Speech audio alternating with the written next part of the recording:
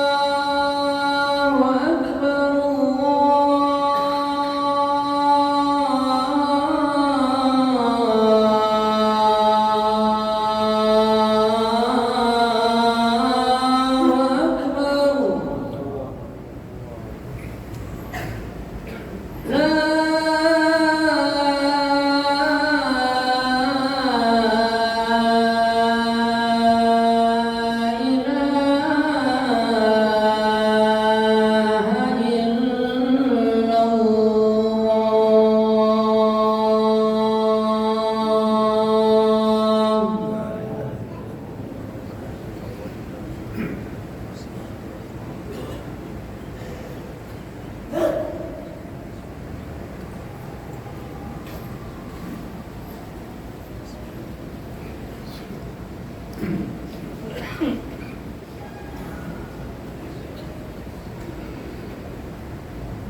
الحمد لله نحمده ونستعينه ونستغفره ونعوذ بالله من شرور أنفسنا ومن سيئات أعمالنا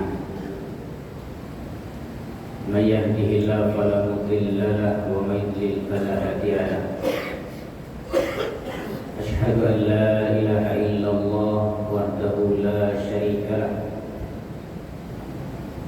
وأشهد أن محمدا عبده ورسوله اللهم فصل وسلم وبارك على هذا النبي الكريم وعلى آله وأصحابه ومن تبعهم بإحسان إلى يوم الدين أما بعد فيا عباد الله أوصيكم وإياي بتقوى الله فقد فاز المتقون يا أيها الذين آمنوا اتقوا الله حق تقاته ولا تموتن إلا وأنتم مسلمون فقال الله تعالى في القرآن الكريم أعوذ بالله من الشيطان الرجيم إنما يستأذنك الذين لا يؤمنون بالله واليوم الآخر وارتابت قلوبهم فهم في ريبهم يترددون ولو أرادوا الخروج لأعدوا له عدة ولكن كره الله بعثهم فثبطهم وقيل اقعدوا مع القاعدين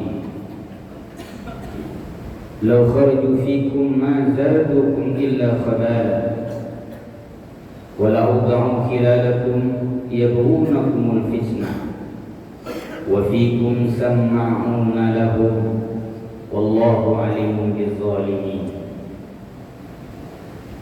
صدق الله العظيم. Al-Quran Surat At-Taubah surat ke-9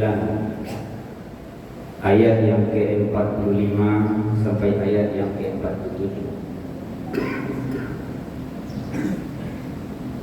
Bapak-bapak, saudara-saudara kaum muslimin, para sidang Jumat yang dirahmati oleh Allah Subhanahu wa taala. Pembahasan khutbah kita pada kali ini membahas tentang karakteristik orang-orang munafik dalam perjuangan. Bagaimana sikap orang-orang munafik ketika mereka diajak berjuang menegakkan agama Allah ini. Sebagai landasan bagi kita adalah firman Allah yang terdapat di dalam Al-Quran surat At-Taubah surat yang ke-9 ayat yang ke-45 sampai ayat yang ke-47. A'udzu billahi minasyaitonir rajim. Innama yasta'dhinuka alladhina la yu'minuna billahi wal yawmil akhir. Sesungguhnya yang meminta izin kepada engkau wahai Muhammad tidak ikut berperang itu adalah orang-orang yang tidak beriman kepada Allah dan tidak beriman terhadap adanya hari akhir. Warqabat qulubuhum fahum fi raibihim yataraddadun. Di dalam hati mereka itu selalu berada dalam keraguan, dan keraguan selalu menghantui kehidupan mereka. Hadirin para jemaah yang dirahmati oleh Allah Subhanahu wa taala. Ayat ini berbicara dalam konteks perang Tabuk. Perang Tabuk terjadi pada tahun ke-9 Hijrah atau 1 tahun setelah itu wafatnya Nabi Sallallahu Alaihi Wasallam. Perang Tabuk ini adalah perang yang langsung dipimpin oleh Rasulullah Sallallahu Alaihi Wasallam. Kalau kita lihat dalam kondisi ketika itu, termasuk dalam keadaan sulit, karena perang Tabuk terjadi pada musim panas dan jarak tempuhnya tidak singkat. Lebih kurang jarak tempuh dari Madinah ke Tabuk itu lebih kurang 620 km, atau jaraknya lebih kurang antara Medan dengan Kota Padang ini, dengan Sumatera Barat. Hampir mencapai jarak itu. Kemudian sebelum perang Tabuk ini terjadi banyak peperangan sebelumnya. Pada tahun ke-8 Hijrah terjadi Fathu Makkah, perang Hunain. Kemudian juga terjadi perang Taif. Artinya kondisi para sahabat ketika itu masih berada dalam keadaan fisik yang lemah. Tetapi perang Tabuk ini adalah perang melawan bangsa Romawi, tidak hanya melawan bangsa Arab lagi, tapi sudah berada di luar Jazirah Arab. Hadirin para jemaah yang dimuliakan Allah Subhanahu wa taala, ketika itu pasukan Islam terkumpul lebih kurang 30.000, jumlah yang sangat besar.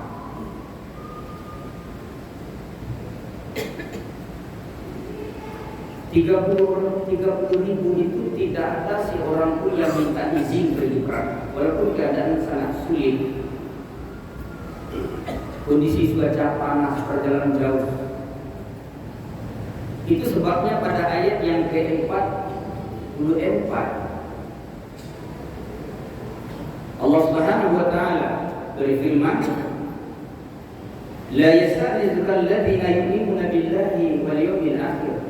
Orang-orang yang beriman kepada Allah dan beriman terhadap adanya hari akhir, tidak seorang pun yang minta izin, walaupun kondisi ketika itu berada dalam keadaan susah. Hadirin para jemaah yang dimuliakan Allah, inilah karakteristik orang beriman kalau diajak mereka bertempur di medan jihad. Tidak ada seorang pun yang minta izin. Bahkan di dalam perang Badar, seorang sahabat bernama Sa'ad bin Ubadah itu menyampaikan kepada Nabi mewakili para sahabat, ya Rasulullah, seandainya engkau menyuruh kami merenangi lautan, akan kami renangi. Kalau engkau menyuruh kami untuk menyerang musuh sampai kepada perkemahan, akan kami serang oleh Rasulullah sebagai kecintaan kami kepada. Kalau seperti ini generasi Islam kaum muslimin, maka sudah tentu Islam akan terus jaya.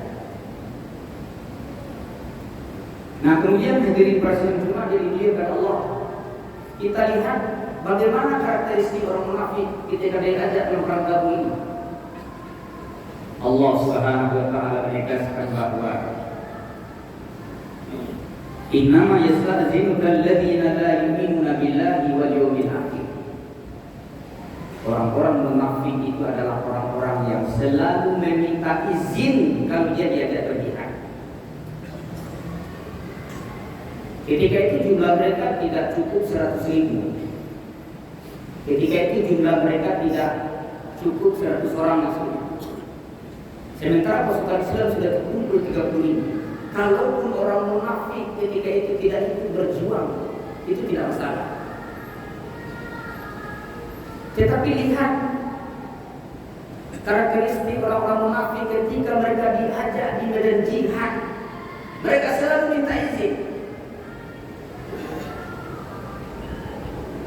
Kalau kita bawakan dalam kehidupan kita saat ini, karena jihad di zaman Nabi Sallallahu Alaihi Wasallam itu sering dipahami mengangkat senjata, bertempur melawan musuh di medan jihad. Tapi jihad dalam pandangan Al-Quran dan Sunnah itu tidak hanya mengangkat senjata. Seseorang hadir dalam majelis ilmu itu bagian dari jihad. Seseorang yang hadir dalam saf-saf salat subuh berjamaah bagian dari jihad. Melawan kemungkaran bagian dari jihad. Bicara terhadap kebenaran, bicara kebenaran terhadap pemimpin bagian dari jihad. Kalau dia orang munafik, dia selalu meminta izin tidak hadir. Coba kita lihat diri pengajian dimanapun kita berada. Belum lagi selesai si orang ustaz naik di tempat duduknya mengadakan pengajian, dia langsung minta izin keluar. Itu ciri-ciri kemunafikan ada pada diri. Maka pengajian-pengajian kita lihat di Kota Padang ini, Sumatera Barat ini tidak diminati lagi, karena orang setiap hari minta izin, sholat minta izin, sholat subuh minta izin. Itu ciri-ciri kemunafikan ada pada diri. Hadirin pada sidang Jumat yang dimuliakan Allah, kecuali dia mau pergi berjihad, mau hadir kalau ada keuntungan dunia yang diperoleh. Makanya orang-orang munafik itu kalau diajak perang tidak jauh perjalanan, tidak sulit, ada harta ghanimah, dia datang karena keuntungan dunia yang dicari, bukan karena lillahi ta'ala. Dalam organisasi juga demikian. Dia paling sering tidak hadir daripada hadir. Itu ciri-ciri kemunafikan juga ada pada diri. Kecuali kalau dia memiliki izin syar'i, sakit, atau tidak bisa ditinggalkan suatu pekerjaan itu. Ini izin orang munafik itu tidak ada izin syar'inya. Izin karena malasnya.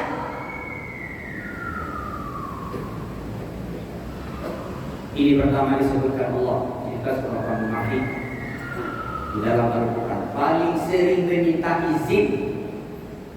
Izin tidak hadir sholat berjamaah, izin tidak hadir sholat subuh berjamaah, izin tidak ikut wirid, izin tidak ikut rapat, izin tidak ikut tutorial. Munafik ada pada diri. Nah kemudian yang kedua karakteristik orang munafik itu adalah wartabat qulubuhum wa fi raibihim yataraddadun. Selalu ada keraguan pada jiwanya. Pergi perang atau tidak, perang atau tidak, itu selalu menghantui dalam tubuh orang-orang munafik. Sebab kalau saya pergi perang dalam perang Uhud, saya mati. Bagaimana anak istri? Bagaimana harta yang saya tinggalkan? Kalau orang beriman sekali dia melangkah ke keadaan dia tidak pernah mundur ke belakang. Hadirin pada sidang Jumat yang dimuliakan Allah Subhanahu wa taala, siapapun di dalam kehidupan ini, kalau keraguan ada pada dirinya, tidak akan mungkin dia mencapai kesuksesan dunia akhirat. Jangankan itu, secara sederhana saja, ketika orang azan subuh di masjid, lalu dia bangun, timbullah keraguan pada dirinya. Ke masjid tidak. Orang yang dihinggapi keraguan pada dirinya, banyak cara dan macam maka dia datang. Nah kemudian pada ayat yang ke-46, walau aradul khuruja la'addu lahu muddah walakin karihallahu bi'athahum fasabbatahum wa qila umudul ma'aqaidi. Seandainya mereka orang-orang munafik itu keluar bersama engkau wahai Muhammad ikut berjuang,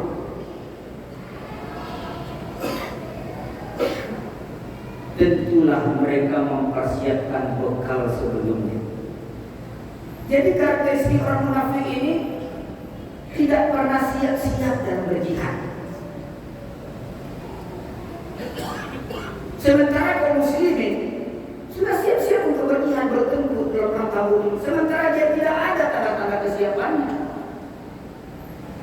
Kalau kita bawakan dalam kehidupan saat ini, pergi ke masjid selalu masbuk. Di mana letak pecinya, di mana letak kain sarungnya. Selalu terlambat ke masjid.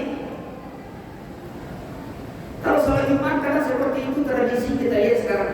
Setelah khatib naik mimbar, baru dia datang ke masjid.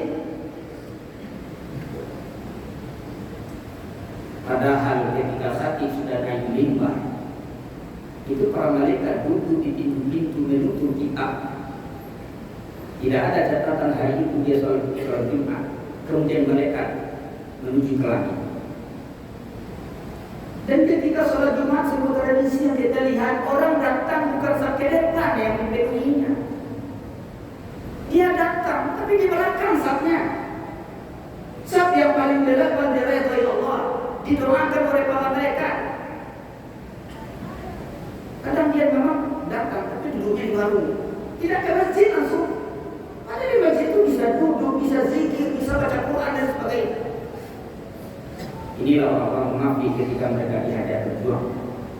Tidak ada persiapan yang maksimal jiwa dan raga mereka.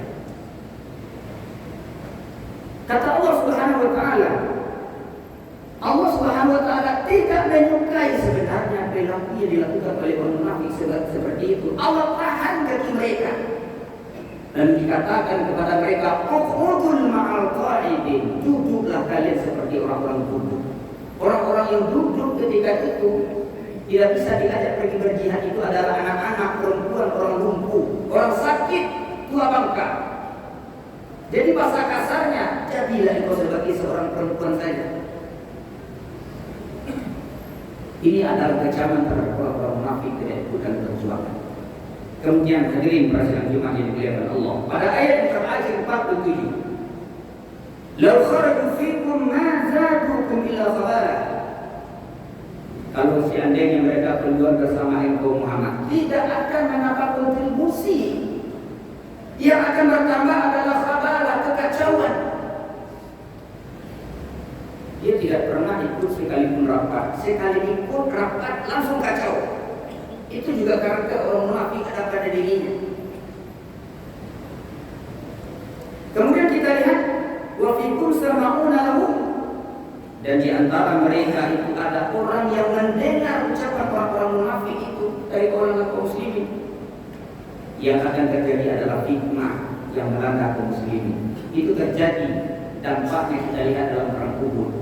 Ketika pasukan Islam menyerbu ketika itu 1.000 orang, mundur belakang 300 orang menjadi 700. Inilah hadirin perasaan Jumat yang dimuliakan Allah SWT, karakteristik orang-orang munafik yang disebutkan Allah SWT dalam Al-Quran ketika mereka diajak berjuang.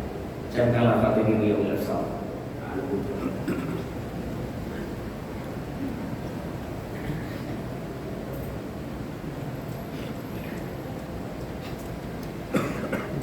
Alhamdulillahilladzi arsala rasulahu bil huda wa dinil haqq liyudhhirahu 'ala dini kullihi wa kafa billahi shahidan. Asyhadu an la ilaha illallah wa asyhadu anna Muhammadan 'abduhu wa rasuluhu la nabiyya ba'dahu amma ba'd. Qala Allah ta'ala fil Qur'anil Karim, a'udzu billahi minasyaitonir rajim. Bismillahirrahmanirrahim. Wal 'ashri innal insana fi khusr illa alladhina amanu wa 'amilus salihati wa tawassaw bil haqqi wa tawassaw bis sabr. Inna Allah wa malaikatahu yusalluna 'alan nabi ya ayyuhalladzina amanu sallu 'alaihi wa sallimu taslima. Allahumma salli 'ala Muhammad wa 'ala Muhammad kama shallaita 'ala Ibrahim wa 'ala ali Ibrahim innaka Hamidum Majid. Allahumma barik 'ala Muhammad wa 'ala Muhammad kama barakta 'ala Ibrahim wa 'ala ali Ibrahim innaka Hamidum Majid. Allahumma ighfir lana dhunubana wa liwalidayna warhamhuma kama rabbayana shighara.